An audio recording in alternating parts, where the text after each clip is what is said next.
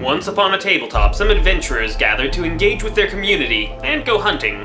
Hey everyone, I'm Jonathan Rutledge, and this is episode 15 of Colonial Cardia Lark's Landing, a 5th edition Dungeons & Dragons campaign being played at a local hobby shop called the Devil's Bench. The adventurers are back at home. As Shen, the Dwarven Ranger, and Stor, the Goblin Monk, are having a conversation about one of their comrades, a knock comes at their door. Shen opens the door to find 2 children rolling around on the ground fighting, while a third stands by and judiciously kicks at one or the other. The 2 on the ground are arguing about whose message is more important to deliver. While the other 2 are occupied, she runs up to the door saying that she's looking for Shen and that goblin. Having found them, she hands over 2 strange rawhide flasks stoppered with leaves. She explains that Nalor has sent them as a thank you for the help with the rat trap designs. As she runs off, one of the 2 fighting pulls away and comes to deliver his message. He says he's looking for Kordak, but Kordak, the half-orc fighter, sends him back to finish his fight before he delivers his message. The child eagerly agrees and goes back to the fight, but loses. The winning child comes over and delivers his message. The first ever service at the recently completed Temple to the Four will be held tonight. All who are interested are invited to join. Nose bleeding, he runs off to spread his message to others. Finally, Kordak gets his message that Hargrom, the leader of the militia, would like to speak with him when he has time. The last child also runs off.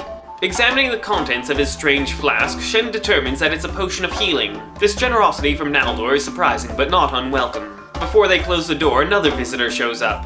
Angra, a tiefling on the council, is looking for Acta. The others tell him that she didn't come home last night. He asks them to let her know that he would like to speak with her. She can find him helping Gorbosh building his forge. Angra heads off and the adventurers set about their daily business. Acta, the tiefling warlock who had spent the night sleeping by the wall, heads over to the Singing Stone. She's not in a very social mood. She spends an hour walking there and then sits down with her back to the stone. As she's whiling away her time, listening to the music of the Singing Stone and the tap-tapping of the miners below, she sees a door open out of thin air on the edge of the clearing. She doesn't even wait to see the bipedal fox-like creature stepping out before she rushes over. The negotiator invites her a little further into the jungle for a chat. The strange fox creature gives Acta the report on her mother. Her mother's alive and doing well enough for being in prison. Acta is surprised by this, and the negotiator says, "You didn't know? Your father didn't take kindly to your leaving." Acta asks about how her mother got there, but the negotiator says that she was only sent to check up on her mother and doesn't have that information. She then tells Acta that their mutual friend is pleased with her. By bringing the ogre's tooth, she passed the test. She is then given a list of other items that are required. She's told there's no time limit on getting them, but there are other people who are searching. She will also receive rewards for bringing them in. A few items on the list immediately strike her as being extremely easy to get, most notably a vial of tiefling blood. She happens to have an empty vial, so she pulls it out, cuts her hand, and fills it. She hands it over to the delighted negotiator and watches as the item scratches itself off the list. She feels a chill tingle and realizes that she now has the ability to summon animals to aid her, although she'll only be able to do this 3 times. The negotiator pops off through one of her dimensional doorways and Acta returns to her seat by the Singing Stone. She's contemplating how she can get other items on the list, most notably the dwarf blood and human blood, both of which she has friends who could provide. Back at camp, Gilgan, the human mystic, spends some time combing the beach. He's wanting to construct a grindstone for sharpening weapons. Unfortunately, he doesn't find any rocks that will serve his purpose on the sandy beach. So he heads out to the mine by the Singing Stone. Deltria tells him that he's free to go through the rocks that are outside the mine. He finds one that's to his liking and begins rolling it home. He's quickly joined by Acta, who heard his conversation. However, since she doesn't have any more vials, she holds off on acquiring his blood. Balazar, the Dragonborn cleric, is surprised to hear about this temple. He rushes off to investigate it. It's one of the best constructed buildings in the settlement. He goes in and finds Triana, the pregnant priestess of the Four, and asks what the temple is devoted to. She says it's for the 4 seasonal gods, but the worship of any god is welcome here. Feeling jealous of this structure, Balazar heads off to his little shrine to Apesta. There he's surprised to find Hedon and a couple others in prayer. Hedon explains to the others that Balazar is the one who built this shrine and that he's a cleric to Apesta. They look at him with a great deal of respect and ask him to lead them in a prayer. Put on the spot, he doesn't do the best job, but his efforts are appreciated. As the other worshippers move off, he sets about cleaning up the area around his shrine, trying to improve it. After all, he has competition now. Kordak heads off to speak with Hargrom as requested. Shen decides to tag along. It's a quick meeting with Hargrom wanting to get Kordak's opinion on the threat level of the Goblins, Hobgoblins, and Soggy Alliance. He wants to make sure he's prepared for the council members who will be asking him about it. Afterwards, Kordak and Shen go to see Gorbosh. They find him working on his forge with Angra. They ask him about the time back on the noble's Lark when he was set upon by Naldor and a few of his cronies. They want to know why he didn't fight back. Gorbash explains that he didn't fight back because he understood their anger. He'd been part of the Samvidian Empire's army and he knew what people suffered at their hands. He could have fought back and probably won, but he felt that these people didn't really deserve it.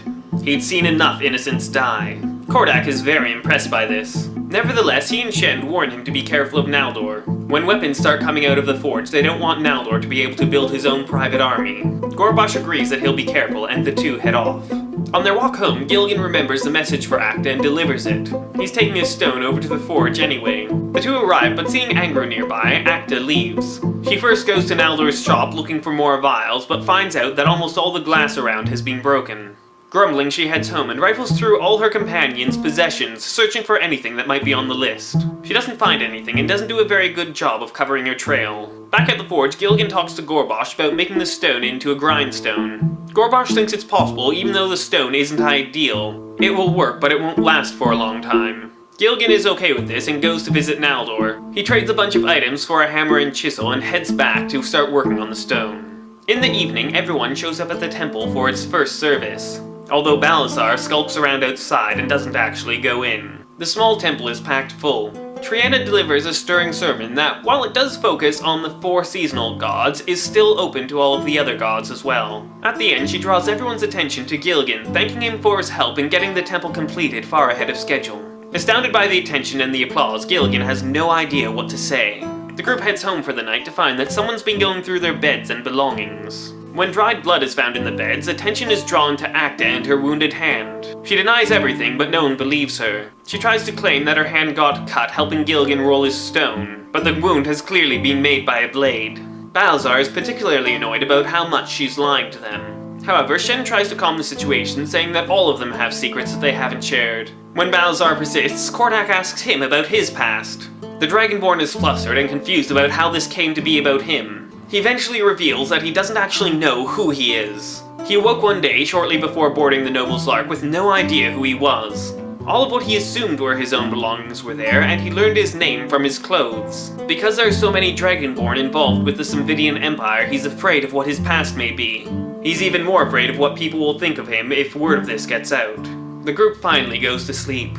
In the morning, they decide to go out hunting. Shen, who's leading the way, decides to combine this trip with filling in some of the areas they haven't explored before. They head off to the north, hunting and foraging for food, except for Gilligan, who's looking for items that can be used for magical components. The first day, they get a fairly small haul and spend the night in the jungle. The next day, Kordak is specifically looking for something bigger. He finds the tracks of a cat-like creature that is tracking a giant boar. The group follow and come upon the 2 beasts fighting. The giant boar they're familiar with, but the cat creature is strange. It's a blackish creature with 2 tentacles sprouting from its back. Its image also seems to flicker and shift, making it very difficult to hit. In spite of that challenge, they manage to bring down both of the beasts. Certain that it has some magical quality, Shen takes extra care in skinning the cat-like creature. And that's where this week's session comes to an end. Thanks for watching. I've got a quick announcement that this is, at least for now, the last video in this series. Unfortunately, they take far more time to make than I anticipated, and this channel hasn't generated enough interest to merit the 10 hours that it's taking me every week. That said, I'm not going to leave you hanging. I'll be continuing telling this story in vlog format. I'll leave the link down in the description below. It'll take me a lot less time to make, and I'm far better at writing than speaking. So make sure you stop by there to find out what happens next, once upon a tabletop.